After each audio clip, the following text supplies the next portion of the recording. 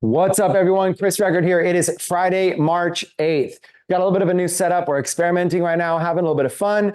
Just fired off an email, sent out a broadcast. We're excited, and I've also been kind of got some Canvas slides up here. I want to do some bridge marketing fun on it and help you guys with some concepts and some ideas. And so I just played a commission video. It is completely unedited. It was brand new. I just played it for everybody live in the chat right now. So you guys that are live, you guys got a chance to be able to see that. Basically working on some new PowerPoint slides, working on a new full overview. The compensation part is going to be part of this huge, 1 hour or 90-minute webinar that I'm going to start doing. So I'm just kind of putting together the slides where I want to break down every little piece. I want to break down all the products, all the prices, all the commissions you earn, all the opportunities. And I want to start breaking down like screenshots of all the things that have to do with Atlas Academy and with IIS. And I want to get to a point where I build up a lot of value. And then we go for, telling people they should just start all in. Just take this thing serious right out the gate. Instead of just coming in for 100, come in all in. And I want to start doing webinars because I know a lot of people that have huge lists that have been saying, Chris, can you please come out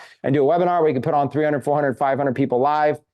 And then I have a lot of other people that want to advertise and fill Zooms as well. So what I want to do, though, is not waste a lot of time. I do want to get into some, let's see, cannot minimize while recording. Oh, what a shame. I was gonna minimize this in the background. I want to get into recording. You guys probably can't see this. Let me do some inception real quick. You guys probably can't see it, so I'm probably just gonna use the PowerPoint. But look, there we go. Advanced bridge marketing. I'm doing it the old school way where you literally just drag the flip chart over. Advanced bridge marketing is kind of what I want to teach. Okay, I'm basically breaking everything.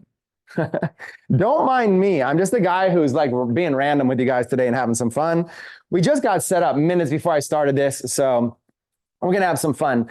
I wanted to pick up and kind of jump right into it. I've got chat open. I wanted to come up and jump right into it because I want you guys to really get some simple concepts today, and I don't need to go too advanced in the beginning, but I want to go as advanced as possible. I want you to get some simple concepts to start with.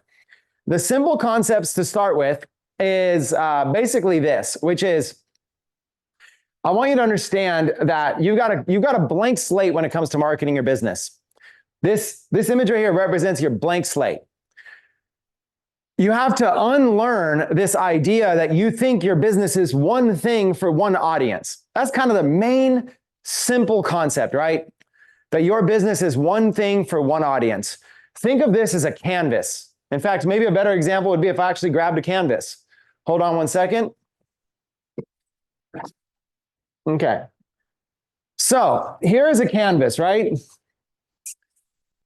This is a canvas that was blank. And now it has a BMW on it. This BMW was done with AI. You could tell by the license plate, basically.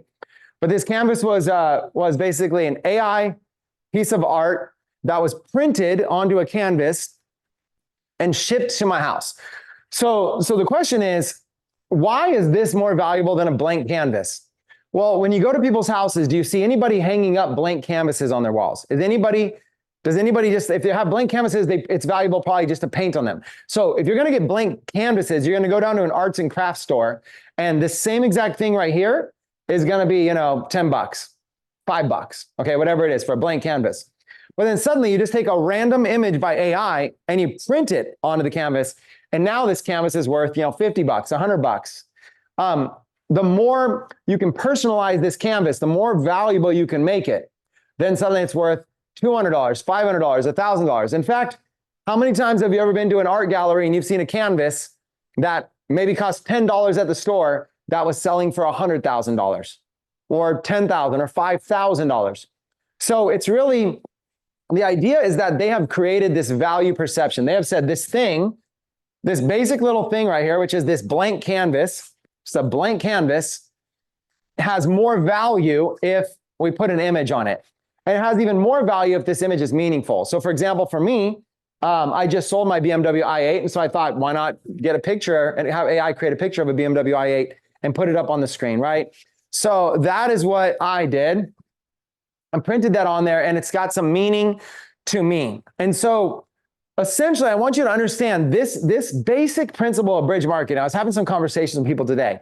is my walls are all filled with art that has some type of meaning to me. We could walk around my entire place right now. I've got maybe 15 things up on the walls, and I can go through each one and I can tell you a story about it and why there's some meaning to it. And the thing is that it might have been AI that designed it. Some of these are just YouTube thumbnails. Some of them are like little parts of my life or journeys. It might be pictures of you. It might be a bunch of pictures. In fact, let me show you one more thing. Hold on one second. But I got a whole bunch of these. Got a whole bunch. Just ordered a bunch more. These are probably 2, 3 each. Oh man, these are heavy. So I gotta, before I start doing that, I gotta actually warm up. But I got a bunch. I got multiple boxes out there. So I got a bunch of arts for the walls, right? I take this seriously. The concept is a blank canvas can be made valuable through this thing called perception of value. And what I love about the blank canvas model is that this blank canvas can be personalized to somebody. If you put, hey, Chris Record, I had one of your YouTube videos. I took a still from your YouTube video and I ran it through and I made it really nice, whatever. And I'm like, oh my God, this is amazing. Thanks so much. I absolutely love this picture. I could print that picture to a canvas and have it in my house. And every single time I walk by, I could look at it and absolutely love it. And it's got some meaning to me and I could tell a story. Suddenly we're taking a blank canvas and we're personalizing it, right?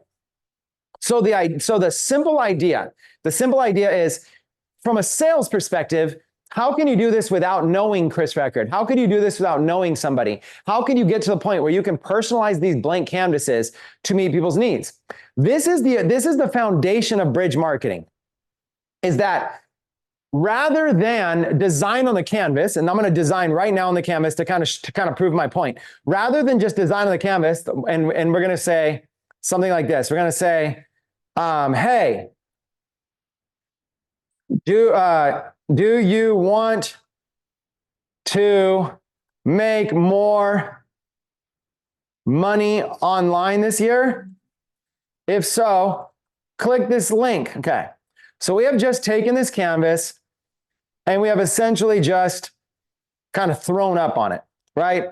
So what we've done is we've taken this canvas and we've just simply said, hey, do you want to make more money online this year? If so, click this link. Now, the thing is that this might actually work for some people. If you get this out there far and wide, it might actually work. You might actually get some people that respond to it. But the reality is that rather than having a blank canvas and just throwing up on it with a message like this, what if you gathered some information about your target audience? What if you got some piece of information, right? Anything, right? So let's say your audience is single moms. Okay, just that little piece of information right there. Hey, single moms, just that little piece, we start there. Already, this blank canvas is more valuable than it was just a second ago, but it's only more valuable to single moms. This canvas is now not very valuable to anybody besides single moms. So what you're doing is you're taking a canvas. The reason people don't do this is they usually think, oh, I want everybody in the world to buy my product, so I got to make my offer generic enough for everybody. But actually the opposite works. You want to be as specific as possible. You want to be as laser focused as possible. You want to, if you're going to create another market, create a completely different canvas for that market. So we're going to start taking this. We're going to go, hey, single moms, do you want to make more money online this year? If so, click this link. Now, it's still pretty ugly, right? But what if we went over here and what if we went to elements and we typed in single mom, okay? And now we got, a single mom just like that, right? And so then maybe we edit the photo, we maybe remove the background on it or something like that. And now we take this and we put it right there. And we take the picture and we put it over there, right? A single mom and her daughter. We take this over here and we start fine tuning it to meet the needs of this actual person, right? So let's go here. We're going to start making the letters a little bit smaller. Hey, single moms, do you want to make more money online this year? If so, click this link. All right, we're starting to get there. Now, it's better, but it's still a little bit, it's not as good as it could be. So now you got to start looking. You go, okay, well, at least we took a generic message that was ugly, that was just barf. We tailored it to single moms. We put some imagery of a single mom. And now you want to try to think of whatever this audience is. You want to put yourself in the mindset of the single mom who has a problem and in the solution of what are you doing to solve that problem. But you don't want to write a book here. You don't want to make this a novel. You just want to start thinking, what is it that a single mom, what is a problem that that single mom is facing? So rather than just jump to what you might consider is a solution, do you want to make more money, right? That is, you're assuming something about them. But what if you can actually identify a problem and a solution? So, right, so what do we just put here? It said problem, solution. Okay, now, hey, single moms, problem, a solution. Go. So it's like, hey, single moms. Now, I'll let you guys in the chat real quick. So I love hanging with you guys. I love this idea of us all working together.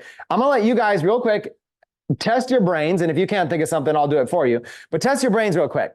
What is a problem solution that you want to reference that has to do with single moms? If anybody out there is a single mom or can relate to a single mom, what is a simple problem that single moms can relate to that is difficult?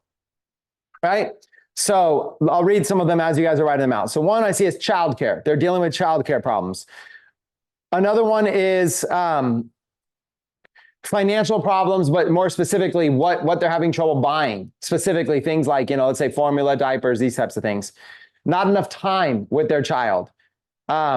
Expensive childcare, having more time with their friends, rent, being able to pay for rent.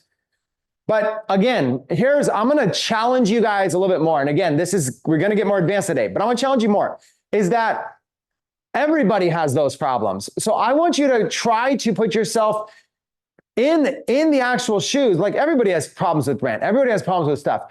If you could ever find very specific problems, that helps out a lot more, right? If anybody's a single mom, you'll start to really realize you want to try to find what are some real things that are more specific to single moms, So maybe you're not that quick on your feet, right? So the first thing you might do is let's just go to problems that single moms face, okay? So we're going to go over here, problems that single moms face. And then we're going to just right off the bat, just kind of see. So here's some single moms problems, right? Sleep deprivation. Financial insecurity, ongoing conflict with an ex, low self-esteem, a sense of guilt, anxiety, social isolation, lack of support, childcare issues, housing instability. So what I'm saying is you want to be able to try to hit some issues that are more specific. Now, okay, so let's talk about this for a second, because I want you to really start to understand what we're talking about here. So everybody might be facing an issue of rent, meaning a college student might be lacking to afford rent. I might be struggling to afford rent. You might be struggling to afford rent. A single mom might be struggling to afford rent. So yes, it is a good problem, but that problem is not necessarily going to hit the emotions of that single mom the same way. Versus, okay, how was a baby made, right? That single mom needed at some point have a man involved to make that baby, right? So if she's a single mom, what we can gather from the situation is at some point, a situation occurred with her and a man, a woman and a male and a female made a baby, and either she broke up with this guy and wanted nothing to do with him, or he broke up with her, or whatever reason, they parted ways. Okay, so now she has a baby that she is raising on her own. And the idea of single mom, you would want to understand it. What is the concept of a single mom? The concept of a single mom, it might be single mom by choice. Okay, you got to keep in mind, a lot of women, in fact, a lot of the single moms I know are single moms by choice. They don't want the dad in the picture. They have no desire. They want to be single moms. So even being a single mom itself is not a bad thing. There may be stigma associated with it, but you can generally come to the point that says that niche, if you put yourself in the shoes of the people in the niche, you might say, okay, maybe they're facing a situation where they might feel it's difficult because A, I have the full-time responsibilities of raising a child, while B, I have the full-time responsibilities of making enough income to be able to support this, right? And so that maybe is when we're saying single moms, you might be putting yourself in a situation that somebody's grinding to try to make enough money to just try to be able to provide a life, but when they're working, they're away from their child, so they're in this sort of like loop that they can't get out of. So you want to try to take some problems. When I look at these problems, I would say like ongoing conflict with an ex, something like that, or lack of support. Let's say lack of child support. So I feel like the word child support, hitting something like child support or difficulties dealing with an ex, these things are a lot more specific to single moms than something like rent or just not making enough money or not having enough time. Those things are generic enough that yes, they're important, but you want to lead with things that are specific. So what I'm saying is, if you're targeting single moms, you'll do much better by being very, very, very specific with things like child support, difficult exes, and some even more specific things. If you talk with single moms, say, what are some of the specific problems you deal with your child? You know, maybe they'll tell you like, well, listen, childcare costs this amount of money. So when I drop my child off at childcare, then I go work, I end up making just enough money to pay for the time in childcare. It almost doesn't make sense. But if I don't work and then I'm home taking care of the child, then the problem is I'm not advancing my career and I'm not putting myself in a position where I can make more money. So it's very, very difficult. They may explain something like this.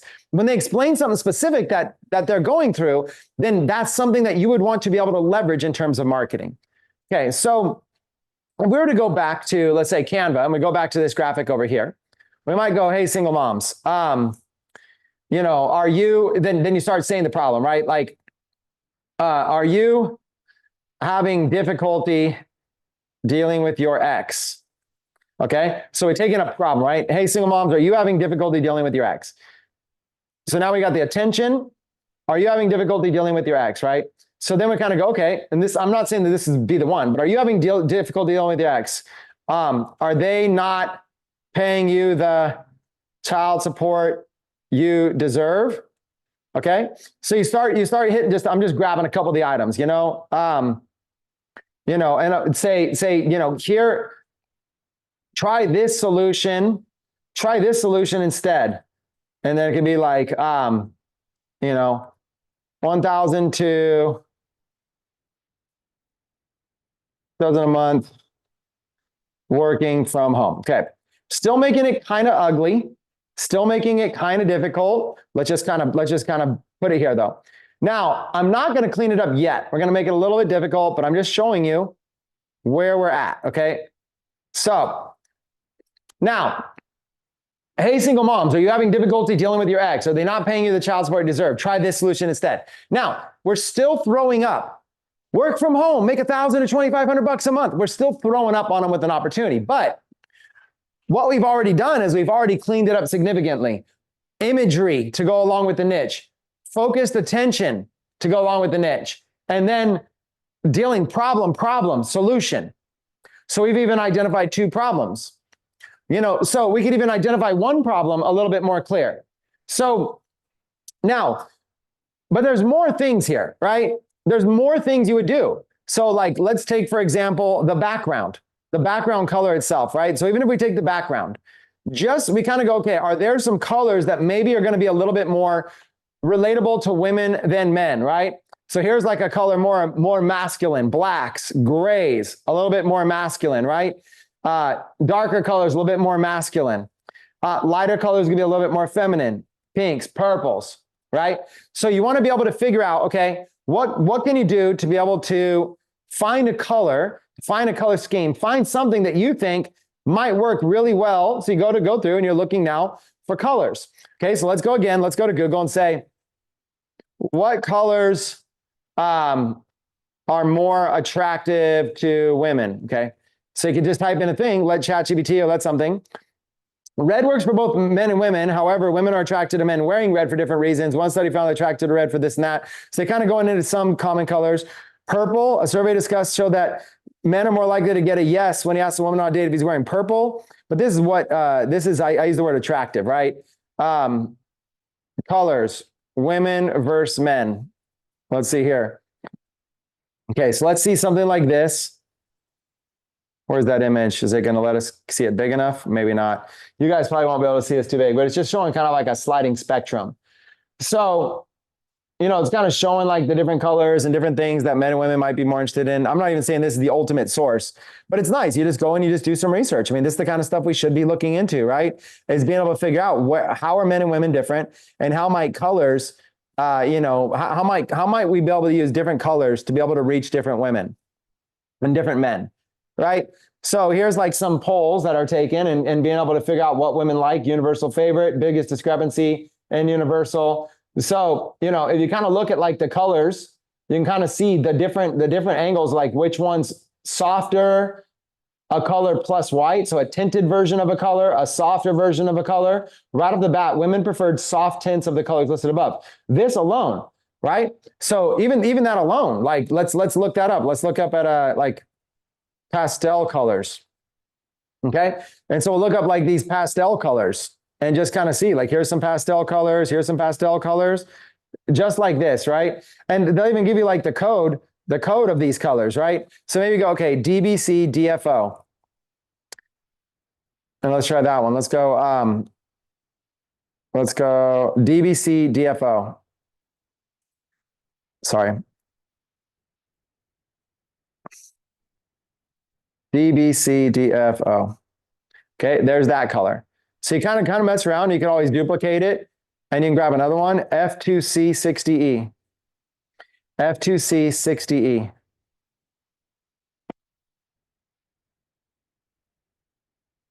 There's another one. So you kind of get an idea here, right? You're already getting versus a bigger, bolder color like that. So you're getting in these nicer colors right there, right? Starting to do things. Now, another thing you might look at is go language. Okay, if I'm talking to men versus talking to women, we also want to consider using different language. Now, in this case, do I really want to say, hey? I might want to say, hey itself might not be the best line. So you want to think, okay, if you were actually talking to another woman, what's a way that it could really sound like you're actually relating to her? So let's even just mess around with this. Let's say, where are my single moms at? There we go. Let's just mess around with that. Where are my single moms at? Okay, just messing around, right? Where are my single moms at? Now, I'm not saying that's what I would use, but I'm saying you can mess around and find different things and start to try to figure out, okay, what is a way to be able to relate to this more? You might go, attention, single moms. Okay, maybe something not simple. Attention, single moms. So you're playing around with ideas. Now, another thing, this is in all caps right here, right? So you may want to go, okay, do I really want to use all caps? So maybe you're going to mess around, and maybe we're going to go, okay, let's do the same thing, but maybe we're going to go attention, single moms. Are you dealing with a difficult ex? Are they not paying the support you deserve? Try this instead. 1,000 to 2,500 a month working from home. Okay. So we're taking this thing right here. We're just kind of switching. Instead of like, hey, single moms, we having this and that. Let's take this one. And let's even look at, maybe there's some fonts that we want to try. Maybe try some different fonts. Attention, single moms. Attention, single moms. So even something like this cursive, I'm probably gonna come back to that and even use that cursive, right? But you're going through and you're kind of seeing, okay, is there maybe even some fonts that'll be different? And the reason I'm sharing this with you is because at the core of bridge marketing, it's about understanding that all of this stuff matters, right? Caps versus no caps. Okay, so let's go through and let's mess with some of this stuff. Okay, so I'm just gonna do it really quick here. Let's make this one a little bit bigger. Okay, let's make these ones a little bit bigger. Let's make those 70, and let's make that 70, and let's make this bold. Okay, now to get this to work, let's do spacing. Get it all spaced up a little bit better, right there. Okay, so now we got something maybe a little bit cleaner. Attention, single moms. Are you dealing with a difficult ex? Are they not paying the support you deserve? Try this instead. 1,000 to 2,500 working from home. Okay, now I'm just playing with this. Right? Now, another thing is, what objections would this woman have? What objections would a single mom have? Okay, I want you guys to think about that. Let me pull up the chat. What objections would they have? Give me an objection that if a single mom saw something like this, give me an objection that they might have. What's a reason why I might not believe this? I may not take action on this. I may not do this. What if we got something like this outside of the obvious, which is if they're not a single mom, they wouldn't want to do that. Or if they're not having any problems here, they might not want to do that. But what objections might they have? And the better question is, how might those objections be able to be overcome up front in very little things, right? So little time, lack of confidence. I don't have time to learn anything new. But you guys are giving objections that don't make sense, right? I don't have the money to start. But where does this mention any money to start? No money to buy, right? These aren't objections. If you're getting those objections up front, I mean, just discard those. These are people that are just coming from a real skeptical place in general. I would just skip over that. That's not the majority. The majority won't have an objection until it comes up. Okay, so let's go through some of these. Okay, so let's take something like this. And let's take, let me just duplicate this. I'm going to duplicate the line real quick. Hold on. Okay, let me just grab some text and put it over here. Okay, so let's just put some text. We're going to say, we'll take one of yours. No experience needed. Okay, so we're going to start with that one. No experience needed. Put it down here on the bottom. And make it smaller. Make it italicized and make it smaller. Okay. No experience needed. Let's make it 40. No experience needed. Flexible hours. No experience needed. Flexible hours. No experience needed. Flexible hours. Daily. Let's say get paid daily. Something like that. Okay, so this would be an example. Attention single moms, are you dealing with a difficult ex? Are they not paying the support you deserve? Try this instead. $1,000 to $2,500 working from home. Right? There's an example. Now, let's take this and let's duplicate this. So what do we have? We have a color that's maybe more attractive to women. We have an image that's maybe more attractive to women. We have a font that's perhaps more attractive to women. We're dealing with a couple problems and solutions. And now we're messing around. We're trying to find angles. We're looking for extra little additional angles. Maybe an angle would say, watch this free video to learn how in just 15 minutes. Okay? Maybe something like that. Watch this free video. So making it smaller does not distract you from the main points, right? Are you dealing with a difficult ex? Are they not paying support you deserve? So now you can take this template and you can actually go and you can find other problems. You know, attention single moms. Are you stuck in this loop? The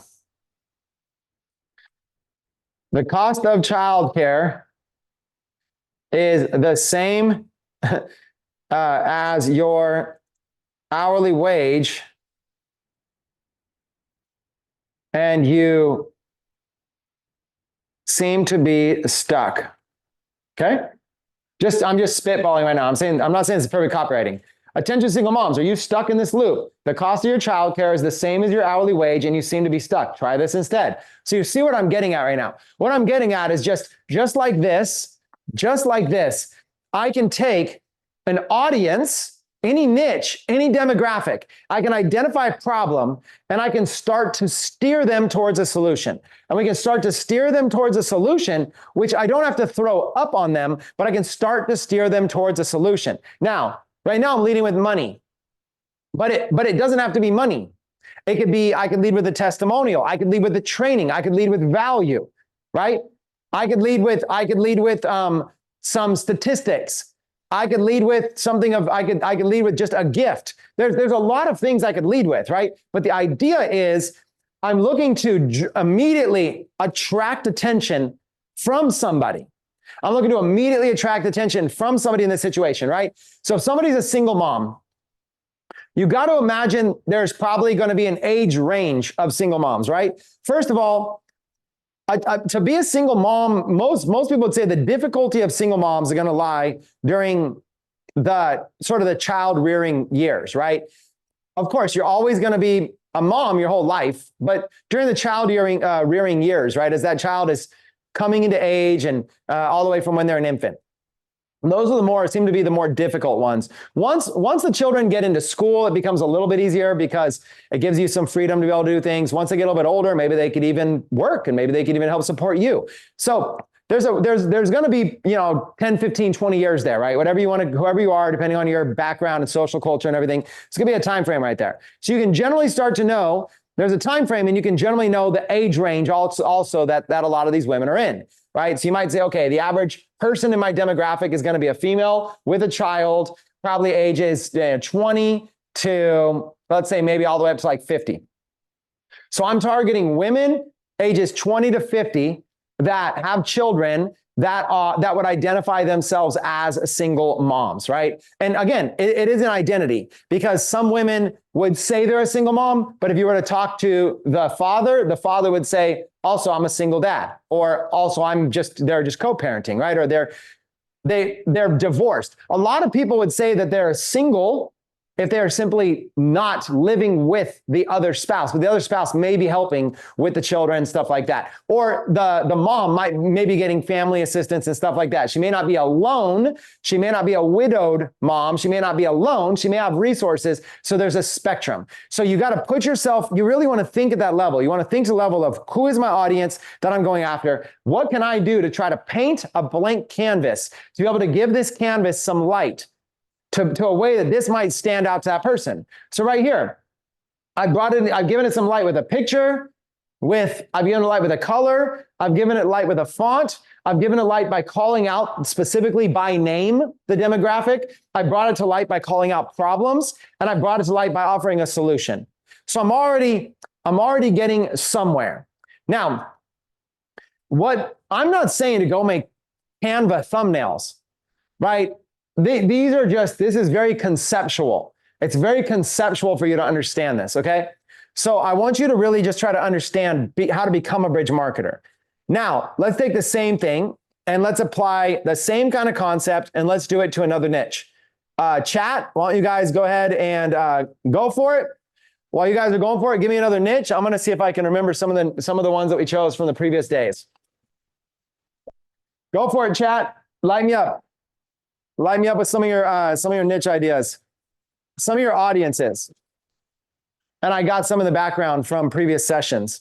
We got, just so you guys know the ones that I got, we got insurance agents. We've already done musicians, real estate agents, network marketers. We got insurance agents, college students, photography, car enthusiasts, pickleball, and veterans. And you guys have affiliate marketers, dentists, German shepherds, Bitcoin investors, singers, van lifers. We've already done musicians. If you didn't see musicians, we spent a lot of time on musicians already. Veterans, TV show fans, mechanics. Some of you guys are off track. Somebody in the chat said, I have some post for getting grants for your business. We don't want to do anything with grants for a business. We don't want to do anything with a post for a business. That's way off topic. Webinar hosts, that's not a good niche. Michael says, hey, Chris, check this out. My ex left me hanging dry as a single mom. He was shocked when he was told I make more money from home than his wages combined. So what they're saying like this is, let's use a little bit of shock and awe, right? So instead of attention single moms, it'll be like, my ex, hold on, let's try to pull this up. My ex left me hanging dry as a single mom. So my ex left me hanging dry as a single mom. Let's get this, let's look and see if it looks bigger, smaller, maybe get a little bit smaller. Right there. My ex left me hanging dry as a single mom. Okay. The next one was, he was shocked. I don't know if shocked looks really good right there. I'm going to do something different with it. He was shocked when he was told, I'm trying to read this thing in the background. I make more money from home than his wages combined. Okay. And let's take shocked and let's make it italicized and underlined right there. And maybe not underlined. But I make more money from home, more money. He was shocked. So let's play this out a little bit. Let's get it one line down. I make more money from home. He was shocked. And let's take this one. Okay, so I'm just kind of messing with it. He was completely shocked. Okay. Okay. So there we go. Here's another example. My ex left me hanging dry as a single mom. He was completely shocked when he was told I make more money from home than his wages combined. Try this instead. You know what else might work? Is a picture of a single mom, kind of like on the come up or flexing a little bit, and a picture of a frustrated guy that's like, I blew it with this woman, you know, the polarity. That would work really well. That was Michael's phone is the person that gave that example.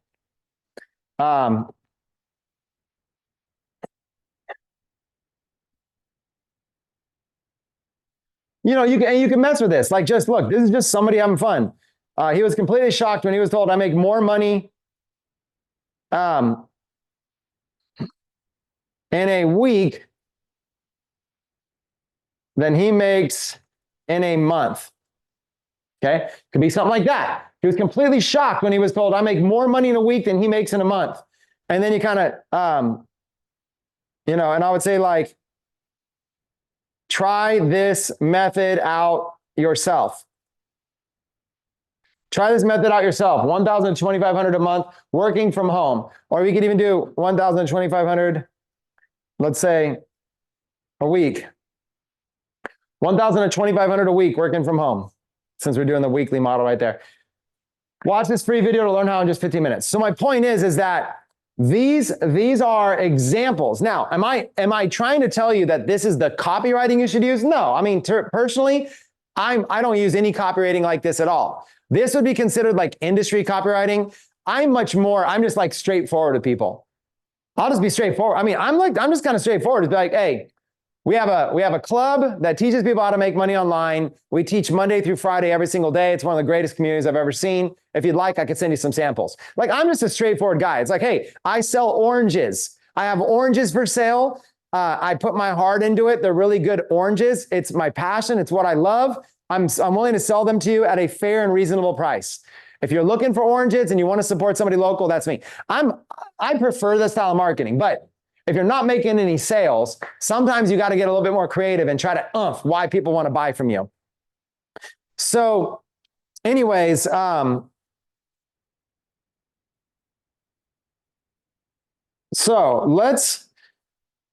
like right now I can see a bunch of people in the chat saying things like getting the word you in the, like, for example, using the word you in the copy, this and that. Well, here's one thing I'm going to say just as a disclaimer.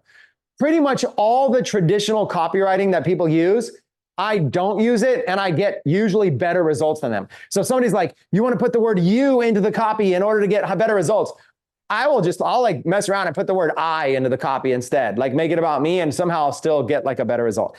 It's because I use things like bridge marketing. I use these other strategies that actually result in sales. So the problem is that the reason people rely on all these copywriting tactics is because they're really selling to like a cold audience that they need to try to manipulate with words. And so I generally don't do that. I generally build value with people to the point where people are usually trying to buy stuff from me and they can't figure out how. So my inbox will just constantly be full. Like, Chris, do you have anything for sale? Do you have any courses I can buy? Chris, do you have anything I can buy from you? Chris, is there any way I could send you some money? Chris, are you willing to please coach me? And I'll be like, sorry, I can't. Chris, I'll give you $5,000. Please, will you just coach me? $10,000. Will you do some personal coaching? Sorry, I can't. I'm just putting myself in a position. I've just learned over the years how to be able to create a perception of value so high, and to be able to create the point where you're attracting so many people that want anything you have to give to them, that anytime you want, you can just promote something and be on the top of the leaderboards. So it's just I want to give you guys that disclaimer, because the way that I copyright, if you were to have my copy analyzed by other copywriters, they would rip it apart. But if I were then to show them like the results I get, They would scratch their heads and say, how are you getting results with that copy? It would blow their mind. Okay, let's move to another niche. By the way, thanks for whoever gave me that copy. That's fun. I love seeing that stuff. By the way, I'm not against copyright. I love seeing that stuff. That was kind of fun. Okay, so let's choose another niche here. Let's choose, what do you guys want to do? Let's see. Pickleball, veterans, car enthusiasts, photography.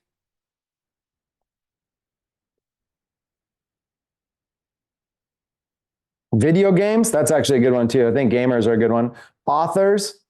All right, we're just going to start choosing. We're going to look at some pictures while you guys are figuring it out. So instead of single mom, let's just look like, for example, like golfers. Look, here's all these golfers. Now, I want to make a point here, right? So here, this is not just golfers.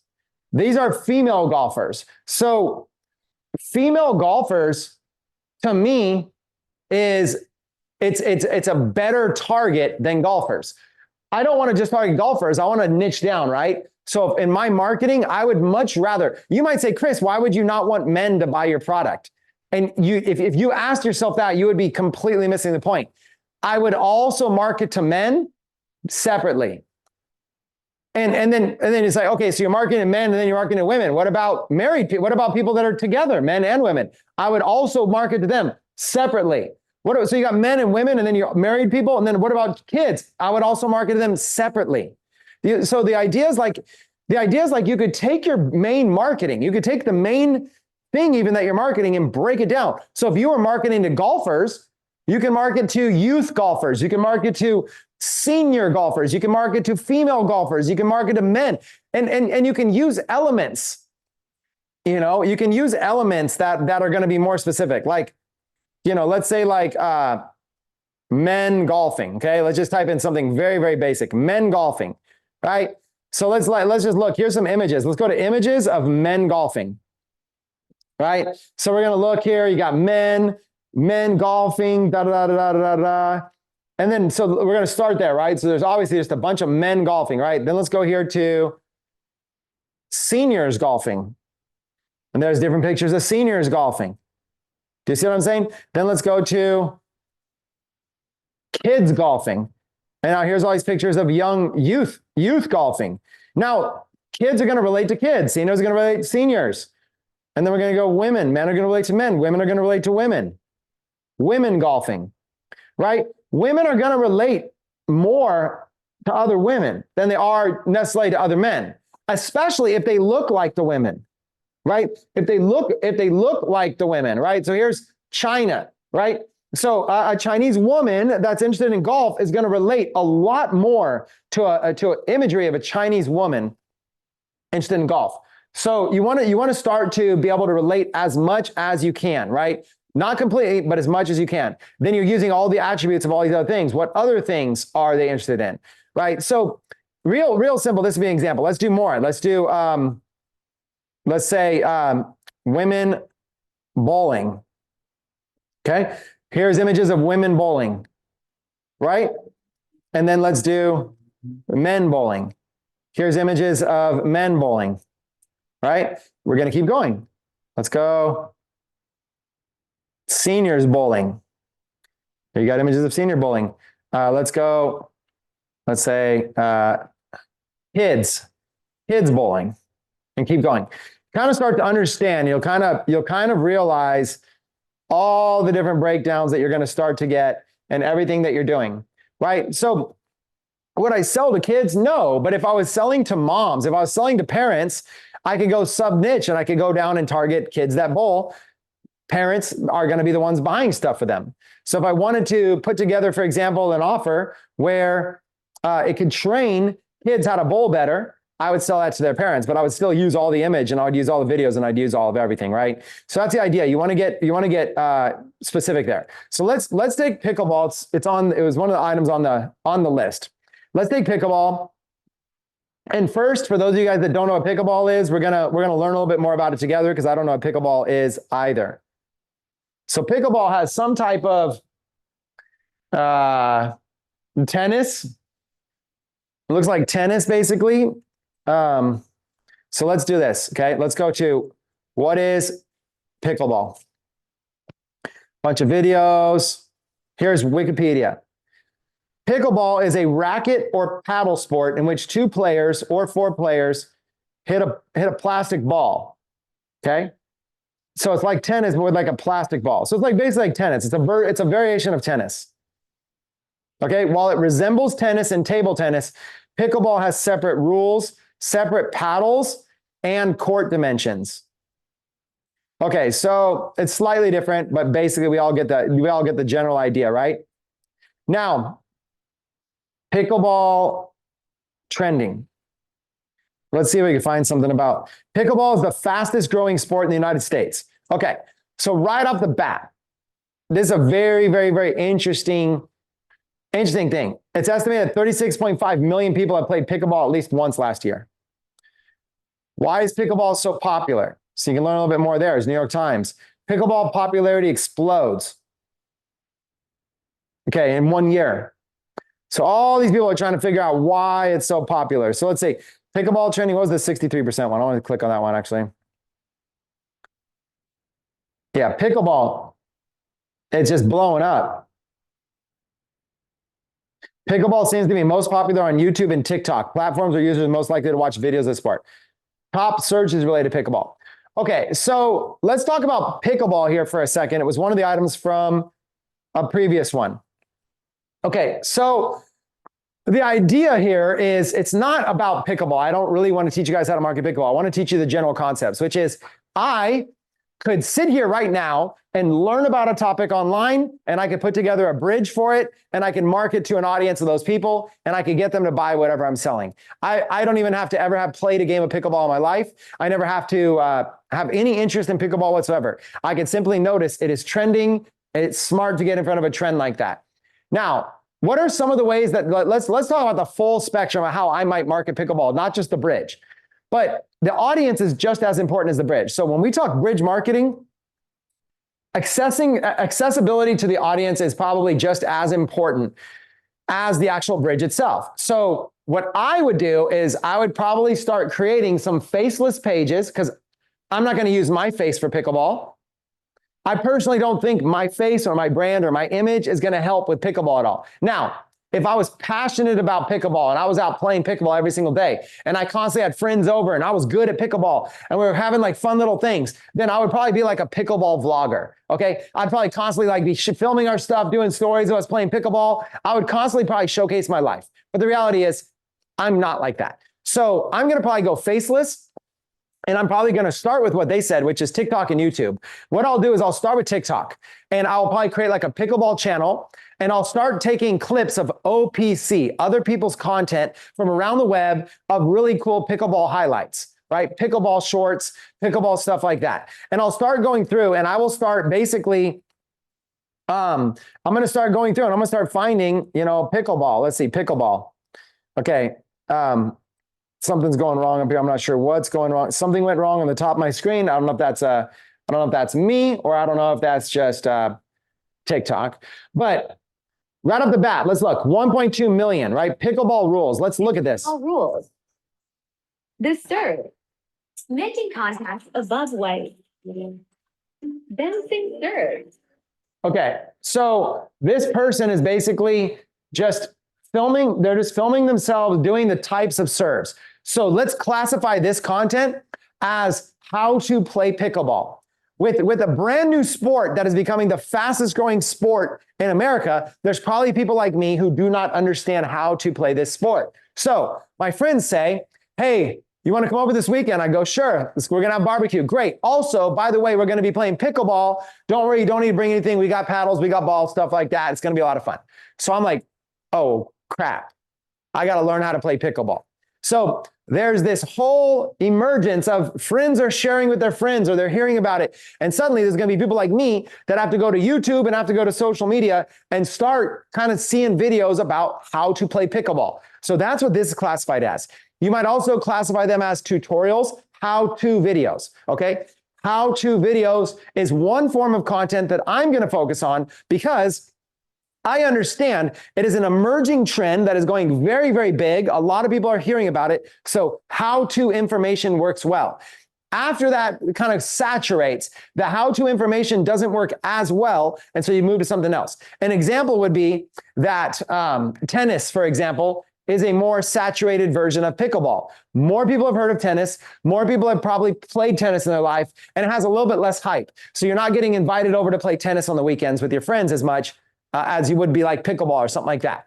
So less people are searching for how to play tennis. Now, how to play tennis content still will do well, but there's a lot of it out there that is done very well already. So it's a little bit more saturated. It's a little bit harder in the how-to space. So if my niche was tennis, I would focus less on how to and more on what are people searching for, what is not out there as much, what are some different angles I can use. But with pickleball, I would say right off the bat, this is absolutely an angle that I would use. Now, this girl is just illustrating the serves. She's putting the type of serve, and then she's saying whether it's allowed or not, and there's simply a voiceover. They're just using like an AI voice for the voiceover. Really, really simple, right? Millions of views. Okay, so let's go to another one here. This one has 1.2 million views.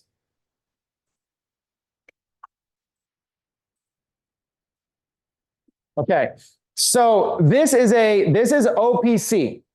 So this is essentially, now it may not be OPC completely. This is from a prominent source, Bleacher Report.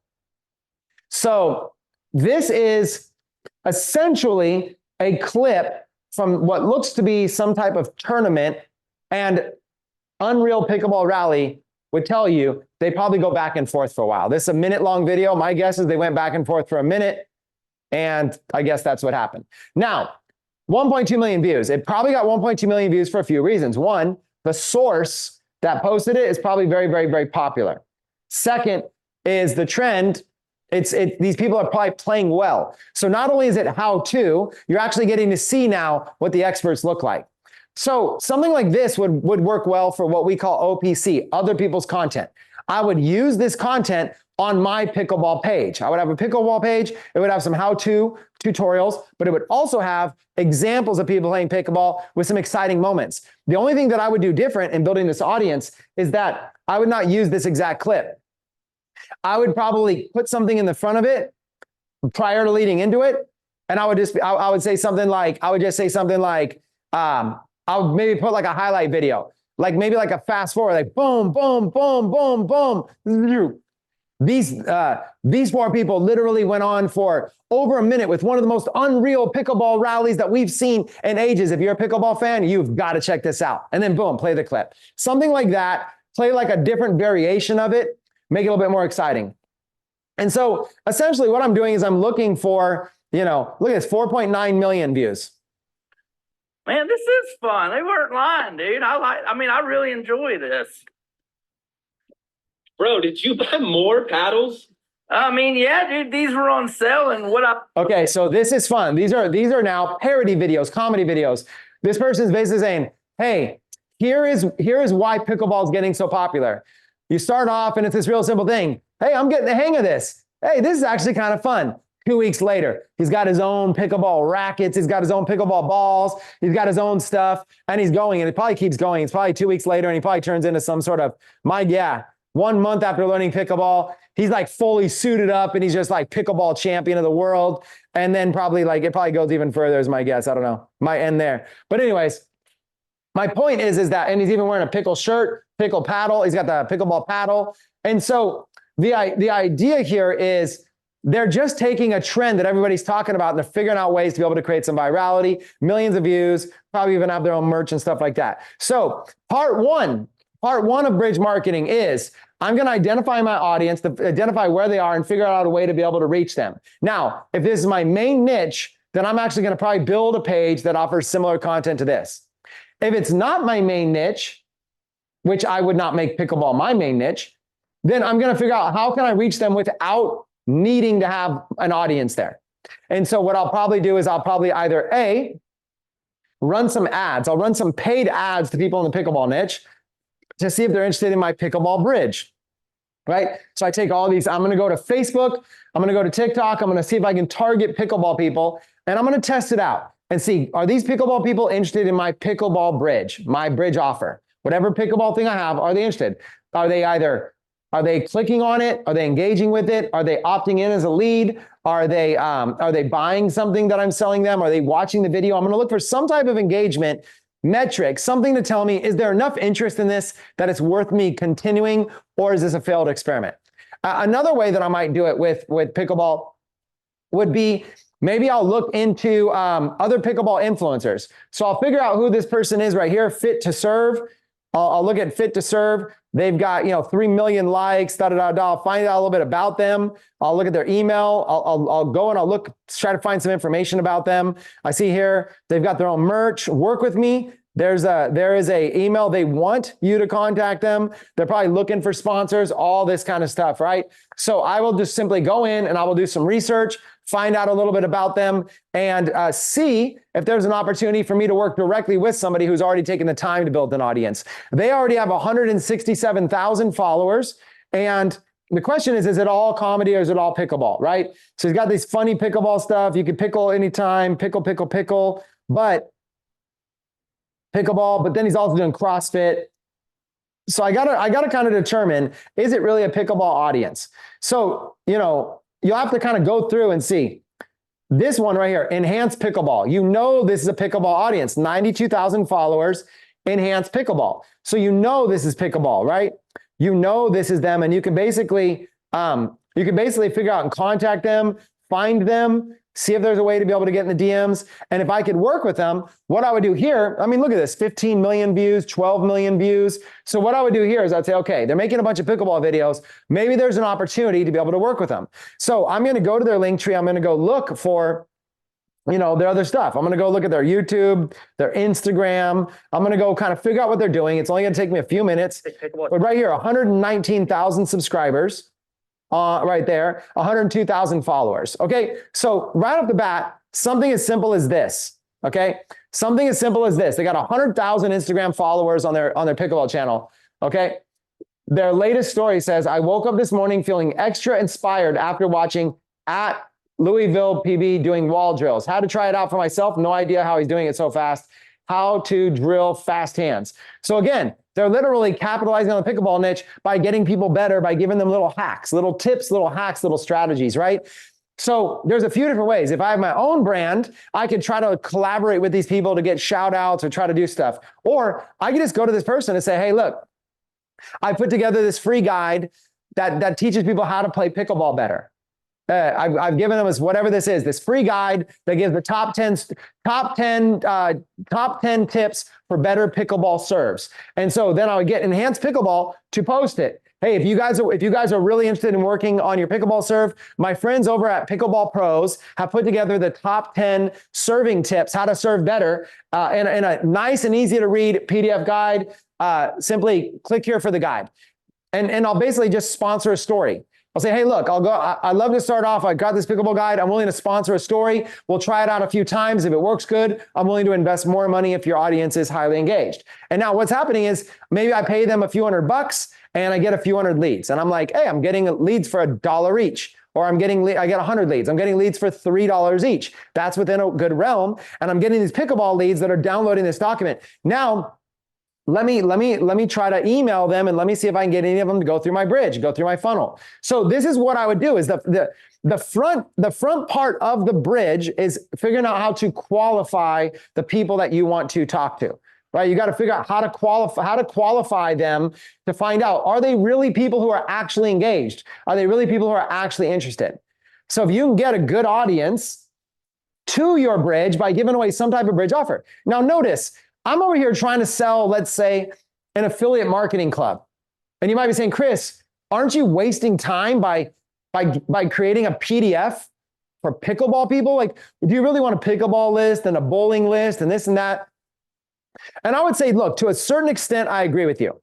To a certain extent, I agree with you. It would be much better to dive deep into pickleball than it would be to do what I'm saying here. And this is a little bit more intermediate to advanced. My theory is this, okay? This is a theory I'm going to share with you guys about bridge marketing that I've done a lot of times that works. Okay, when I got into print-on-demand clothing, right? Print-on-demand clothing is basically saying, this is a blue sweatshirt and you can print a design on it. Okay, when you go to try to sell this design, it's very, very hard. You have to either have a good brand, or you have to be a big seller on Amazon, or you have to be in a store. But instead of doing this, if you made pickleball clothing, everything was a funny statement about pickleball. You were really deeply saturated in pickleball. And like this video says how to drill fast hands. So you might make like some funny pun or some funny joke about fast hands with somebody with a pickleball racket, right? And it's like a joke, and it's like everybody's like, oh, I want that. I got to wear that shirt next time I play pickleball. That's just too funny. So you make a shirt like that. That's tailored to people that are interested in pickleball, and it's just a print-on-demand shirt. Then you advertise directly to a pickleball audience, and you see if they buy or not. The thing is that maybe they don't. And then either your design sucks, your price sucks, your ads suck. You never know exactly. But you experiment with it a little bit, you get better. Maybe they don't buy it, and maybe just give up. But I don't mind experimenting, because what if they do buy it? What about the flip side? What if you created a design, using AI or Canva or something like that, and it sold really well to the point where if you spent $1,000, you made $2,000, and you knew you could scale it up because there's a lot of people playing pickleball. Then suddenly, just like that, you're selling hundreds and hundreds and hundreds and hundreds of pickleball shirts. Plus, you have all of these leads that you could also email market and follow up to by giving them other pickleball tips, pickleball newsletter, pickleball strategies. And then you could sell them pickleball gear, pickleball accessories, pickleball courses, pickleball workbooks. You can even, and then you get them on a bridge videos and sell them anything you want. So the idea is, what if it did work? So I experiment. I may build a list of 100 people in bowling, 100 people in golfing, 100 people in pickleball, 100 people in veterans, 100 single moms. I may experiment with a wide umbrella and just kind of see which one of these are more responsive than others. And I did the same thing. I did the same thing with TV shows. When I started advertising online to different niches, I tried a whole bunch of TV shows. And I remember some TV shows were very, very responsive and some weren't. A good example is the show Sons of Anarchy. The show Sons of Anarchy was hyper responsive. People, when I advertised to the Sons of Anarchy niche, they were like, would engage like crazy. Another one that would engage like crazy is if I advertised to women who watch The Walking Dead. Just massive, especially if I used any reference to Daryl. So there's this character in The Walking Dead that's name is Daryl, and then there's women that were watching The Walking Dead. And if I made any reference at all about something Daryl said or something Daryl was into, like crossbows or anything like that, and I targeted women that watched The Walking Dead really resonated with this character, Daryl. So they were hyper engaged. I could literally have a meme, just a meme of Daryl, and just advertise that to women who watch The Walking Dead, and it's going to get 100,000 likes. So the idea that I'm trying to break down is that I may target a bunch of different shows, and some shows may advertise well, and some shows may not. For example, I tried a bunch of classic shows. I tried shows from like the 90s, that in 2000s, I tried shows I used to watch, and I thought to myself, I want to target more people that are like Gen X or boomers. And so I targeted shows like In Living Color. I was able to advertise to that demographic. I targeted shows like Saved by the Bell. What other ones? Oh, like Beverly Hills 90210. I basically looked up pop culture shows of like the 90s and 2000s, stuff like that. Married with Children, all of these different types of shows. And then I also did blockbuster shows like The Office, Seinfeld, and stuff like that. And I really couldn't get any traction. I couldn't get any traction on these things, right? All of these ideas were not getting me traction. But then Walking Dead, Breaking Bad, Sons of Anarchy, certain shows would have 10 times, not just like twice the amount of engagement. It would have like 10 times the amount of engagement. And again, if I advertise to The Walking Dead, there's no engagement, barely any. But if I advertise to women only, then it was massive engagement. So it took some experimenting in several different things to be able to find where the gold was. Once I found where the gold was, then I just leveled in. So yes, in the process, I might have sold 50 shirts over here of Breaking Bad. I might have sold 50 shirts over here of Mad Men. I might have sold 50 shirts over here of Suits. I might have sold 50 shirts of whatever all these other things are. But then next thing you know, The Walking Dead really took off. So I stopped selling really, I stopped focusing on the other things, and I started building a massive audience in The Walking Dead. As an example, I did the same thing with 49ers. I was able to sell a ton of 49ers gear, but I wasn't able for some reason to sell as much gear of other sports teams. And so I just went heavy in 49ers and just sold mostly 49ers related stuff. So the idea that I would suggest to you is either choose a niche that you're very, very comfortable with and dive deep. So when you build a big audience there, you'll be able to be very, very profitable because you're not going to have to come up with 100 different bridges and 100 different ideas and manage emailing a bunch of different lists. But there's no shame in experimenting to try to find out maybe a niche that might work for you. Because I didn't know. I like experimenting. So some of you might need that. Some of you might have that attention deficit disorder, right? Where you need to be doing a few things at the same time. Rather than pursuing a few different business opportunities, you can fill your same need by pursuing a few different niches with the same opportunity. It's almost like different businesses. So here's a question I have for the live chat right now. For those of you that are live, answer me in a minute with a number, either 1 or 2. This is going to be the question. If you are more of the type of person that likes to get laser targeted in only one thing, and you just like to get laser focused, then type a 1 in the chat. If you're the type of person that likes to juggle a couple things at a time, you need to be creative and stuff like that, and you want to do a couple things at a time, type a 2.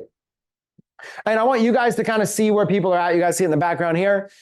Some of you feel the need to be able to do at least multiple things at the same time. Some of you just want to be laser focused. And honestly, I've been both of those people, so I can relate. But what I would say is this. What I would say is whether you're a 1 or you're a 2, here's how you should do it. Okay, if you're a 1 and you like to get laser focused, then what I would do is I would pick a niche that at least you can stick with for 90 days, give it a 90-day run, and make it a niche that you're passionate about. So don't choose something that you don't know about. So let's just make a list of all the things that you're passionate about that a lot of other people are passionate about. An example would be like cooking. There's a lot of people that are passionate about cooking, gardening, real estate and investing, pickleball. What are some things you're passionate about? Golf. Find something you're passionate about that a lot of other people are passionate about and try that for 90 days. The worst case situation is you'll get 90 days of education on how to build an audience in a niche. Okay, that's the worst thing. Even if you can't figure out how to crack the code, or that niche really wasn't a good choice, or you just couldn't figure it out, it doesn't matter. At least you got 90 days of experience. But after the 90 days, if it's not working, feel free then to allow yourself the freedom to be able to try different things. So you're doing one thing at a time. Now, for those of you that typed in 2, for those of you that like doing multiple things at the same time, this is what I'd recommend to you. I would recommend instead, what you want to do is you want to do 2 or 3 or 4 or 5 niches, but market the same thing. What you don't want to do is you don't want to do 2 or 3 or 4 or 5 businesses, because if you do that, you're just setting yourself up for failure. You're going to fail. It's the most rare thing to ever find somebody that can do that. If I'm your mentor and you're the family here, the worst piece of advice I could ever give you is to go focus on multiple things at the same time. Now, that's why we understand there's a desire for multiple streams of income, which is why inside of the internet income system, we just built it in so that you don't have to worry about it. So we basically said problem, solution. Problem is people want to make money from a multi-level. They want to also promote other affiliate offers. They want the ability to be able to join something exciting or whatever if they see it. Okay, fine. I get it. You guys have shiny object syndrome. So rather than encourage the actual disease, which is going out there and pursuing all those different things, which just leads to you buying a bunch of stuff and going in debt. Instead, we said, look, we will fulfill that desire of yours by having multiple streams of income in the back office that allows you to be able to just bring people into one product. And then you say, okay, but I'm jonesing, I'm a fiend. I need to promote more than one thing. I'm a fiend. Okay, promote that one product with an unlimited amount of bridge pages. You can fulfill all your desires, all of your tendencies, all of your addictions by simply using the same offer, but promoting it to a bunch of different audiences. Every time you do it, it'll be like promoting a new company. So that's what I would do if I were you. And that way you don't have to sit there and try to juggle a bunch of different business opportunities, because you will fail. And if you don't believe me, if you think I'm just saying that because I'm biased and want you to build this is not multi-level. Why would I just want you to build this? How does that help me?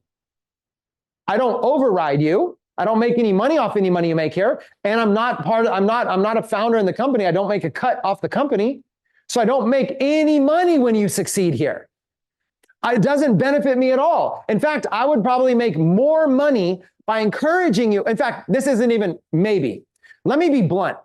I would make far more money if I simply encouraged you to pursue multiple business opportunities. You know why? Because I could simply go sign up for another business opportunity and recruit you into it and say, yeah. You should juggle a few different business opportunities at the same time, including mine. I would make far more money. Do you see what I'm saying? I would make far more money. You guys think like even Bruce, like what about the 3K on the master? I don't make any money on master. None of that money goes to me. Who asked the question? Bruce, I spent $3,000 out of my pocket on the last mastermind as a donation. I do not. When people, I want you guys to understand this. When people buy the products in IIS, that does not go to me. That goes to you or that goes to the company. But I am not the company. I am just an affiliate. I am a volunteer affiliate in the company that's helping. I need you guys to understand that I set it up that way on purpose. The reason I set it up that way was because a few years ago, I had a very large business, a very large company, 100 full-time employees, a partner and everything. And I wanted to spin off and I wanted to create a situation where people could actually go get money. But I didn't want to run it. I didn't want to have a company. I didn't want to have employees. I just wanted to be free, but I still wanted to be able to teach and train, right? I wanted to teach people how to be lifepreneurs. I wanted them to teach them how to be able to balance work and money and everything. So I just wanted a place where I could teach and a place where I could refer people myself. So I wanted to create an opportunity that I wanted that would work with bridge marketing, that would work with back end multiple streams of income. And so I went to Jeff and had Jeff build it, and it's Jeff's company. So I don't know if you guys understand that, but I don't make any money off any of that. Did you guys not know that? I mean, I'm looking in the comments and it looks like you guys didn't know that. Because, and you might say, well, you got to make something for all this training. You train 5 days a week, 2 hours a day. And you make all these videos that you're recording for the company. And it's going to be hard for you to understand this, but I'm just volunteering. This is just philanthropy. It's costing me money. I'm paying. I just bought these cameras to film these videos. I'm paying for it. So I don't make money from it. And Jeff has offered, if you get Jeff out here go ask Jeff yourself. Go, hey, is Chris blowing smoke up our butts right now? He's saying that he doesn't get a cut of back-end money in the company. Go ask him yourself. Jeff has asked me at least a dozen times to be partners with him on the back end. And I'm like, hey, listen, you got something better than a partner. You got a partner you don't have to pay. I'll just do it because it's a good idea. I'll just do it because this gives me a venue to teach people actual marketing, and it gives them a tool to be able to do it. And not only that, but all of this time that I spend teaching is time away from marketing, which actually makes me money. So not only does this cost me time and energy and money, and I don't get paid, but it actually opportunity cost. It takes money out of my pocket. So I'm just an affiliate. And when I create this stuff, it's like, well, if there was good quality daily training, I would feel comfortable promoting it. So rather than just wait for it to exist, I'll just volunteer to be the trainer. Done deal. And you guys might say, well, don't you get paid something for training? No. You guys get paid for the training. You guys get paid for the training, not me. Look at this.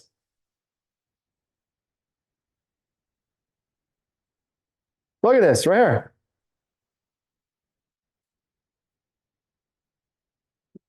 You guys get paid for the training. The builder is $100 a month. It pays out 100% to one person. The $100 a month goes directly to the referring affiliate. So this product is fulfilled by part of it's fulfilled by Jeff, part of it's fulfilled by me. I fulfill the daily Zooms and the Zoom replays. Jeff fulfills the video funnel, the bridge page builder, and Jeff fulfills the opportunity, the compensation plan. All right, so when people pay for these daily Zooms that I'm doing, I don't even get a cut of that. That all just goes to you. 100, all of it. There's not even a smidgen of a percent. There's not even a 1% fee that I get. There's literally just a nothing. It's a nothing burger. So I'm just here just to volunteer, man. I don't know if you guys need to hear that or not.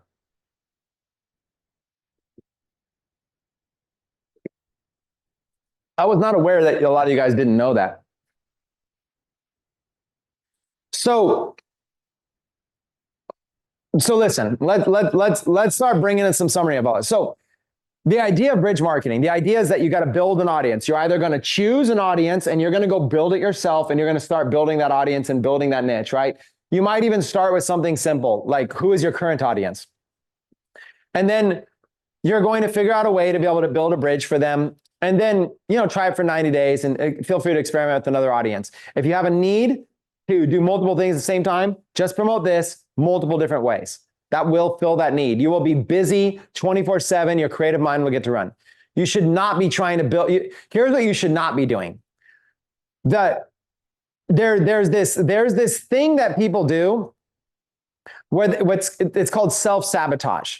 So let me give you an example of what people do all the time that's self-sabotage. Is somebody will get on a Zoom like this. They'll be on live and they'll be here for 2 hours and they'll be like, oh my God, this stuff is just gold and I can literally start applying this right now in my business. And they'll get all excited. But you know what else they'll do? They'll go jump on another Zoom from an outside company or another business. They'll go jump on a Zoom from a network marketing company or another business opportunity. Or even worse, they'll jump on a Zoom from some past product they bought. Like, I've talked to so many of you, and I'm sorry if I go into preacher Chris mode, but I got started a minute ago. Might as well lean into it. Think about this. Let's say that I start a new relationship right now. I find a girl, I'm falling in love. She's my girlfriend. I'm hanging out with her. I'm really, really, really enjoying this new relationship. It is awesome. Every night, 5 days a week, we spend a couple hours together on a date. And it's just going amazing. And I absolutely love it. And I'm getting my fill from it. And everything, every single date is amazing. But then it's only 2 hours a day. And so all the rest of the time, I should probably just be working and handling my business so that I'm ready to go on the date. But you know what I do instead? I can't control myself. I go to you and I say, you go, how's it going with your new girlfriend? I go, oh, it's going fantastic. And I go, but didn't I see you with another girl at the bakery this morning? There was coffee. You were having coffee and pastries with another girl this morning. And I would be like, well, that's not another girl. That's literally just my ex-girlfriend. And you would look at me and say, if you got this new girlfriend, why are you going to having breakfast and pastries with your ex-girlfriend? And go, well, obviously, I'm still going to maintain a relationship with her, even though I got this new girlfriend. And you would sit there and go like, dude, you're sabotaging yourself. You've got a good new relationship. This one, for whatever reason, didn't work out. Why are you holding on to it? And then I'm giving excuses. Well, because like I know her family. I invested time. Like I know a lot about her. I'm not just going to walk away from it. You would be sitting there thinking I'm crazy. This is exactly what a lot of you do. You bought a product last year, let's say. You bought a product last year, and you know what you're doing? You're still trying to make it work. It's your ex-girlfriend. You bought it, you tried it, you gave yourself some time, and it didn't work. Either the product wasn't good, the teachers weren't good, or maybe you weren't good. Or maybe you just weren't in a position that you were even ready. Maybe you didn't even have time to open it. You made a bad decision. Move on. You got to leave those things in your past. You can't keep going on and trying to make all these things work. It would be ridiculous if I tried to make it work with all my ex-girls at the same time as trying to make a new one work. I would sabotage it. If you find something that you are excited about that gives you everything that you need and it fills you, you need to pursue your energy into that thing to make it work. All the energy that you're putting in anything else is literally going to cause this to fail. Then here's what's going to happen. You're going to move on from this and you're going to go get another girlfriend and another girlfriend and another girlfriend. And you're just going to be a serial dater who goes out and gets girlfriend after girlfriend after girlfriend or boyfriend after boyfriend after boyfriend. And you're not going to get rid of any of them. And you're going to be on 12, 15, 20 Zooms a week. You're going to be on Zooms every single freaking day, 2-3 hours a day. You're not going to spend any time actually doing anything you learn. And you're going to constantly be in victim mode, which says, why are all these people succeeding, but not me? So, whatever. Or you do you. The benefit is that you're free to do you.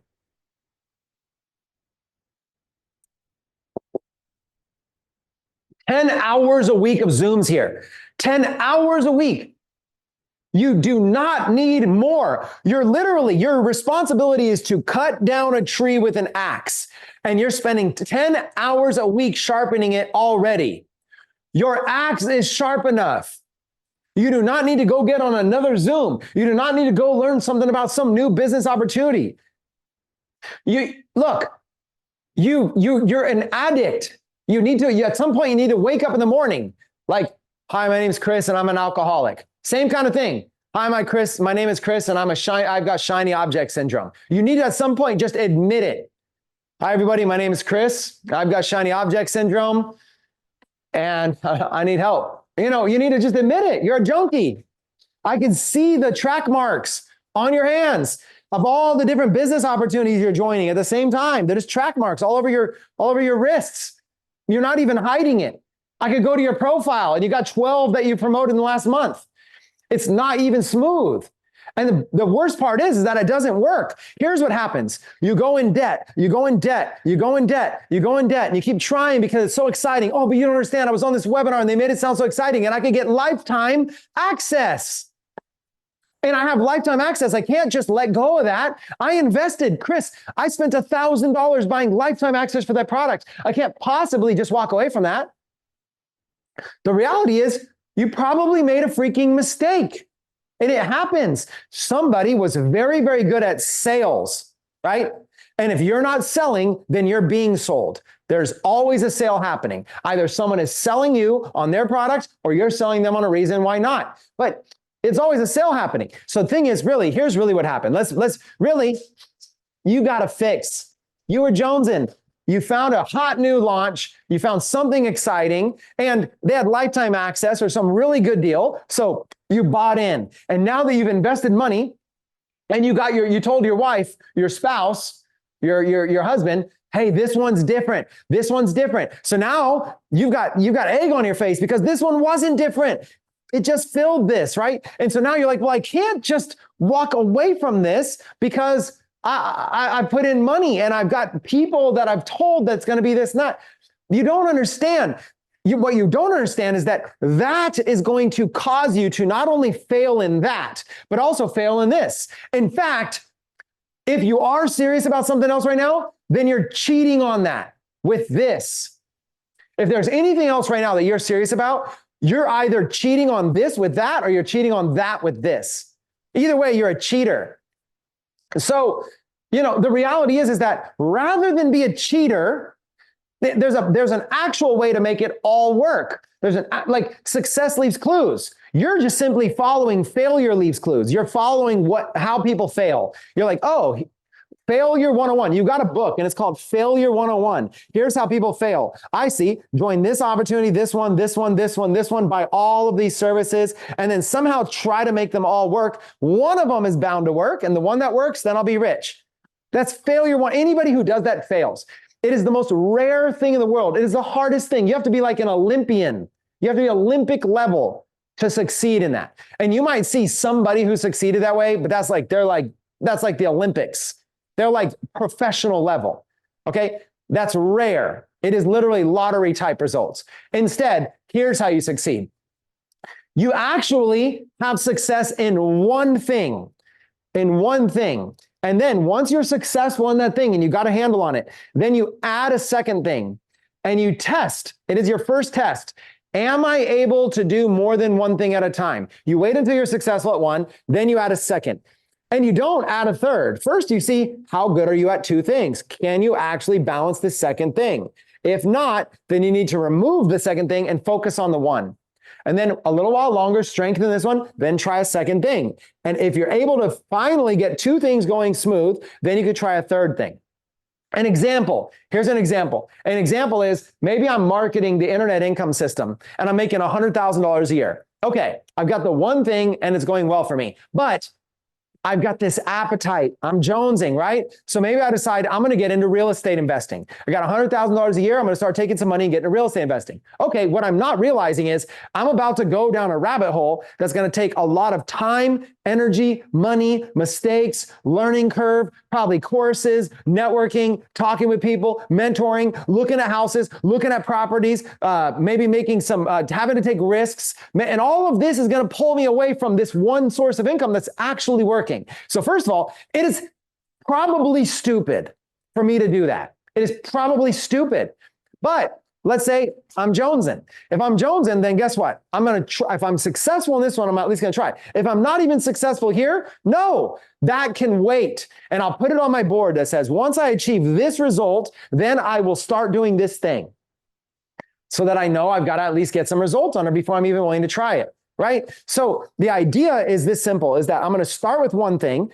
Once I figure it out, then yes, I'll allow myself some freedom to do a second thing, but I'm going to apply some principles. For example, I'm not going to allow that second thing to pull me out of my income producing activities here, because if something is not growing, then it's dying. So if I'm not growing my business here, then it's going to die. I know a girl that was making $100,000 a month in network marketing, and now she's making less than $10,000 a month 2 years later. Because if you're not growing your business, it's just going to die. And I told her that. I told her, hey, your business, if you're not growing, it's going to die. And that business died. And it's scary. And you guys might think, oh, if they're still making some money, that's good. No, I want anybody to just have 90% of their income wiped out. Whatever your income is right now, just 90% of it wiped out. It's a scary thing for anybody. And so the reality is you've got to be growing something. So when you got one main business and you're thinking about a second, this one has to get 80% of your focus still. But even if you're going to do a second thing, it's not like, okay, I'm going to put 10% of my time here, 10% of my time here. If you're putting 10% of your time into these things, they're hard enough to succeed even if you're putting 100%. Even if you're putting 100%, they're hard enough to succeed. In fact, I'm going to do something crazy right now. I am going to experiment with the flip chart and see what I can make happen. Okay, I'm probably going to break something. You guys might hear some glass breaking, shattering, or something like that. Okay, hold on. Hang tight, y'all. I'm in experimental mode. Let me see what I can make happen here. Okay, so let's look at this from this perspective. Okay, the perspective is let's just look at it like it's a big circle, right? And this is going to be your time and your opportunity, your time and your opportunities. Opportunities. Okay, you guys get it. So what a lot of people think they want to do is something like this. And this is opportunity number 1, 2, 3, 4, 5, 6, 7, 8. Now, these might not all be opportunities. These might be things like this one right here might be, let's say, this one's an MLM. Okay. This one right here is a course from, let's say, 2022. You still, you bought it. You got to go in and get it. This one right here is another FB group that you're part of. So it's an FB group. Okay. You're part of a Facebook group, right? So you're over here part of a Facebook group. This one over here is, this one over here. Let's get a few more. So let's say this one right here is internet income system. So you got that one in here as something. And let's say over here, this one's another like a business opportunity or something like that. Okay. This one over here is some software. Or maybe, and then over here, maybe you were over here, you were an investor. You invested in something. You invested some money into something, right? And this one's a software that you're heavy about or whatever. So anyways, you've got all these things, right? You've got a limited amount of time and you're pursuing different opportunities in that time, right? So the basic idea is if you got a limited amount of time and you're pursuing these opportunities, the problem is that if each one of these is representative of, let's say 10%, let's say each one of these is a 10% chart, right? That represents 10%.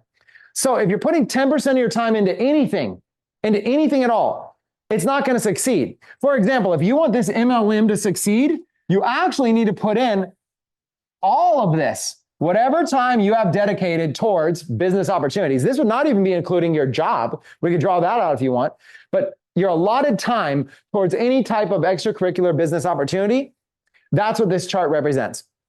And so in order to make this one single thing work, you would probably need to dedicate all your time to it. If you want this one single thing to work, you would need to dedicate all of this allotted time to it. This is the reality. Nobody's telling you this. And why is nobody telling you this? Here's why. Because 1, 2, 3, 4, 5, 6, 7, there's still an extra thing available. Right here. And then so this is going to be, nobody wants you to stop doing this because they want to sell you something. So because they want to sell you something, they want to always have you leave some available space for their opportunity. This is going to be constant. Your whole entire life. You will always have some very, very good salespeople who are very persuasive, who say all the right things, who are able to get you to pull at your strings and be able to get you to pull out your credit card. You will always have those people. They are going to happen. And their offers are all going to sound good. They're all going to sound amazing. So the reality is that that's why everybody's okay with you dividing your time. Because by you dividing your time, you're always going to be somebody who simply just buys everything all the time. You're just a buyer. But there's different people. There's buyers and there's producers. People who are producers get it. You take this big circle and you apply it towards any one thing. Apply that all towards IIS. Or you apply it all towards, let's say, this software company. Or you apply it all towards this business opportunity. All towards this MLM. If you took the whole thing. So if you think that you're going to divide 10% and succeed with IIS, you're wrong. This 10% that you're spending over here on this other business opportunity is going to cause this to fail. And at the same time, it's going to cause this to fail. What's going to happen is all these things are just going to fail because 10% is not in a proper allotted amount of time of your. This stands for your time that is allotted towards any type of these extracurricular activities. You have a very minimal amount of time. So instead, what you need to do is you need to choose one. You need to choose one thing, get it up to success. Okay, that's one thing. Then you can choose a different thing and try it. Okay, and if it doesn't work. So you go, if it works, great. If it doesn't work, then you cancel it. And you go back to this. This is what you need to do. You need to have one that's always successful. It would be like this. It would be like if you were just trying to pursue some side hustles. Let's say you were trying to become a blogger or a photographer, or you were trying to be a social media influencer. Until you started making enough money from those careers, you should still have a job that pays your bills. You should still have something that pays for your rent. So what you would do is you would work 40 hours a week at a job, and then you would take your extra money to side hustle, right? So your thing would look something like this, right? And so half of that would be this whole entire thing, right? So let's say like this amount of time, 40%, let's say is job, okay? And let's say over here, let's say this is like 20% is gonna be like, let's say family. Okay, 40% job, and then let's say another 20%, would be like side hustles or whatever, or hobbies, side hustles, hobbies, things like that, right? So whatever it is, however you divide up your time, you've already got a large chunk of time here that's going to go towards your current career. Okay, you got another large chunk here that's going to go towards your family, your spouse, your dating life, your children, home, and then you only have a certain amount of time here that's going to go that you even could consider for something like this. And then out of this, it's really going to look something like it's going to look like a lot of different things going to be in there. You're going to, are you doing fitness? Are you focused on your health? Do you have actual hobbies that you don't want to make money from? You just want to enjoy yourself? Do you also have, let's say a business opportunity or something that you're pursuing? So you're only a limited amount of time. If you can't figure out how to make this little slot is all you've got to actually make this thing work, right? It's this little slot right here. This is what you're working with in your life. So if you're working with just that little slot, and in that little slot, you're trying to fit 8 things, it's just going to fail. You're going to fail. There's no chance of success here. You're not going to get lucky. You're not going to randomly one day see a post in this Facebook group and be like, Oh my God, you're not going to believe it. It was Tuesday morning. I was randomly sitting on the toilet, scrolling through Facebook, and I'm so grateful I was part of this group because there was this post and it just changed my life. And that post changed my life, and I started making hundreds of thousands of dollars the next day. And I can't even explain it to you. It was because I'm so thankful that I was in all these different groups and all these different programs and all these different things, because I knew one of them would just hit. One of them would just work for me. One day when I'm sitting on the couch watching Netflix, I just knew one of them money would start falling from the sky. I just knew it. I'm so grateful. No, you're speaking and acting like an addict. You are addicted to chasing shiny objects, and you are addicted to simply spinning plates and then just spinning this one, spinning this one, spinning this one. It just doesn't work. What you need to do is you need to focus on one thing. So going back to this, if you have SOS, which is shiny object syndrome, then you take the one thing and you do, different niches. Okay? You do different niches. You do niche 1, niche 2, niche 3, niche 4, niche 5. So you're marketing to different niches in the same business. All these niches still promote the same thing, but this gives you that freedom of creativity where you don't feel like you're just doing the same thing every single day. You're able to have some fun. Bridge marketing is perfect for anybody that needs that kind of balance in their life. So this is how you're able to do it. So the idea that I'm trying to say here is that you just simply go here and you build an audience. You have a bridge that sells an offer. Okay? Audience can be as many as you want. Bridges can be as many as you want. But you should have one offer that they all go into. Like this. And then this offer, if done right, has a whole bunch of offers in the back end that give you those multiple streams of income. This is how you're going to be much better, because when you're able to get one thing really going, you're good. This is so much better. Each one of these goes here. You build any different audiences you want, any different bridges you want, go into one main offer, and that one main offer promotes multiple things in the back end. Get this one to be successful, and then consider starting a second one. Does this make sense?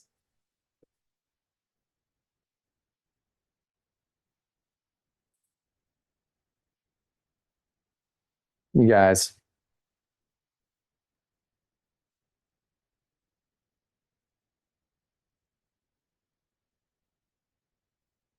So I got on that preacher Chris mode. Do you guys want me to film in this? Do you guys want me to film with the cameras?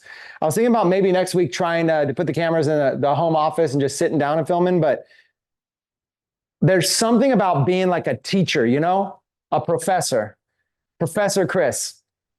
I love the idea of just, I don't care, throw things around. I just got to figure out, I don't care about this stuff. This stuff's all just for you guys, but I just want to figure out how to, just how to get a set that you guys get fired up about, where I could draw some things or show some things or share my screen or do some things and use different microphones and different quality and stuff like that.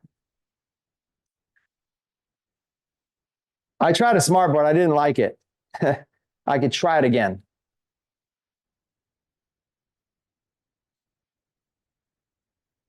Would it help people if we called them out when they promote different stuff? No.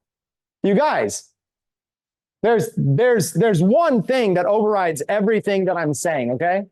There's one thing that overrides everything that I'm saying, which is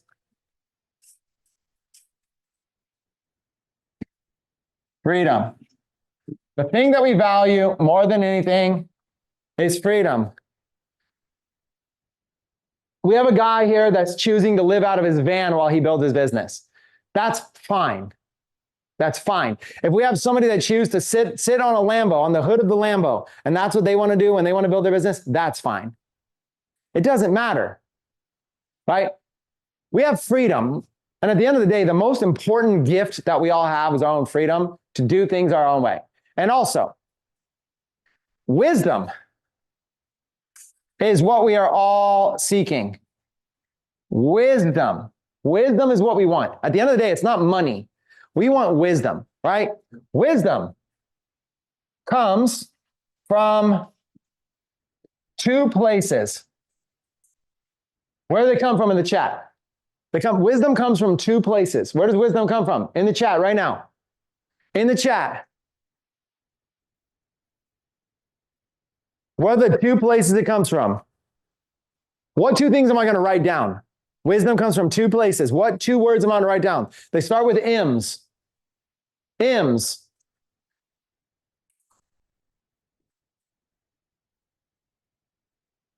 M and M. What two words? You guys got the first. What's the second one? Mistakes and what?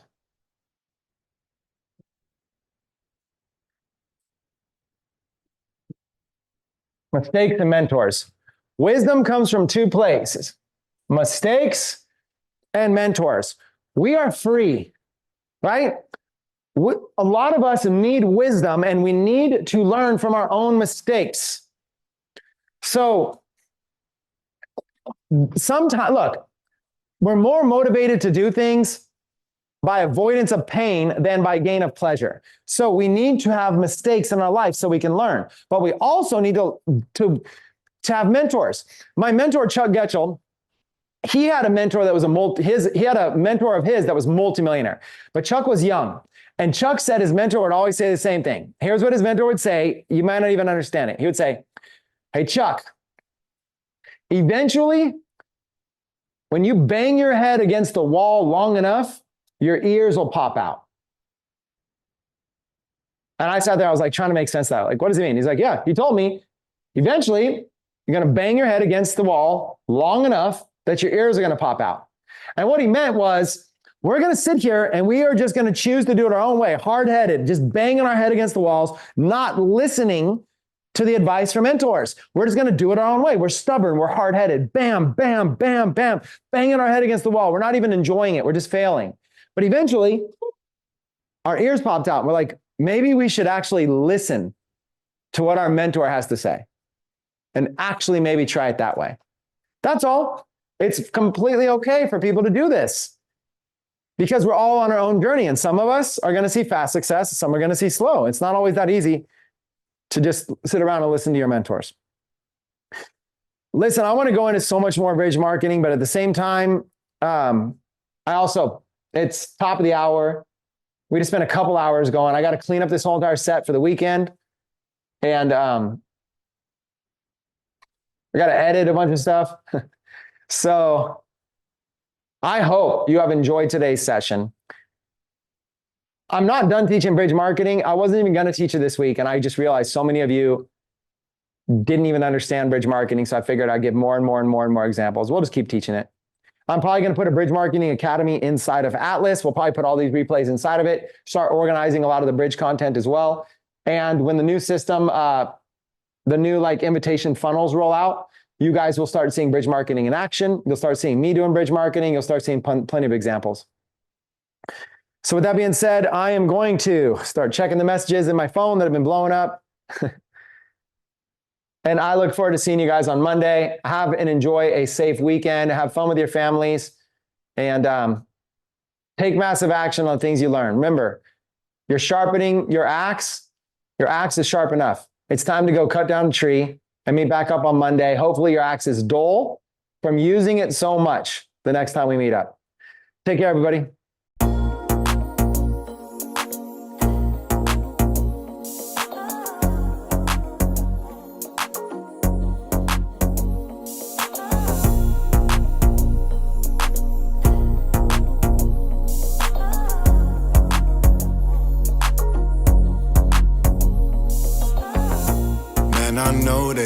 That money, so they got to go all in.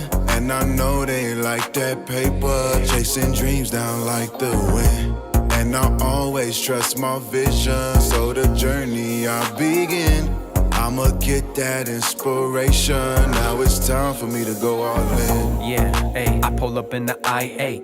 Valet, no way, told him have a nice day. My date, she got me hooked like some nice bait. I'ma fly straight, hit the table with the high stakes. We at the Mandalay Bay, hanging out late with my gambling bae. Got a stack full of chips and a band for the game. Going all in, dog, this is the way. Swag on them, all black, I put the flash on them. Like a boss, I still got the price tags on them. West Coast from Fresno, I drop facts on them. Pull up slow, the wheels glow with the raps on them. We at the table shooting craps on them. Back to back, yo's got racks on them. Sit back, relax, let the pros stack on them. With that, I'm securing the bag facts from the base, so it's game that I sprinkle. Bumping Mac Dre in my lane as I whip through. Cadillac, Ryan, reppin' real world rental. All about my paper, dog, look what I've been through. Every day I hustle, man, I grind to the end zone. Know about the struggle, I'm a ride or die friend though. And I'm all about my cash flow. If you don't know, now you know. G-Money. Let me take a minute just to drop of my vision. House always wins, high rollers ambition. Day wise, snake eyes, send them home with no riches. Take them to the table, snatch the chips and a trippin'. The odds of you winning in my house are dipping. When you leave, you'll be mad cause you're left with no winnings. We take them to the bank just to empty it. Wait, there's a man on security cam raising the stakes. Man, I know they want that money, so they got to go all in. And I know they like that paper, chasing dreams down like the wind. And I always trust my vision, so the journey I begin, I'ma get that inspiration. Now it's time for me to go all in. Hey, I got my crew, now we back at it. We got that Iron Man, Black Sabbath. I'm making moves on YouTube, I'm Mac Addict. I'm at the crib with new views, panoramic. Whoa, these jokers walking through the dough. I'm about to hold them, ain't no folding on these poker pros. They can't touch it, I straight flush it, they overdose. A-double-L-I-N, I'm in the player zone. Swagger, dagger, dapper, rapper. I'ma crack 'em back to back like a chiropractor. On a craps table, shoot 'em like a master factor. Hard ways. Hit the cashier, then flip parlays. Back to blackjack, it's time to get paid. Back to back jacks, I might just raise. I'm on a streak, never phase, and I'm leaving the table weak like every 7 days, all in. Players know for sure, my squad moved from the Bay down to Vegas like them Raiders, dawg. When them haters throw shade, I put my shades on. G-Money, control the whole table, dawg. You know my city don't sleep though. Get your chips in the game, winner takes all. Don't slip, you might lose your grip. Big bank, take little bank. Check the bankroll. These rollers ain't rolling in the house I'm controlling. These blackjack ballers stack chips and I know it. Time to show 'em what it's like to leave in the morning. Flat broke as a joke, take the loss as a warning. Even Texas couldn't hold 'em, but so they think. I'ma take 'em to the cleaners as fast as they blink. One more hand, so you think you could win? Put your money where your mouth is and go all in. Man, I know they want that money, so they got to go all in. And I know they like that paper, chasing dreams down like the wind. And I always trust my vision, so the journey I begin, I'ma get that inspiration. Now it's time for me to go all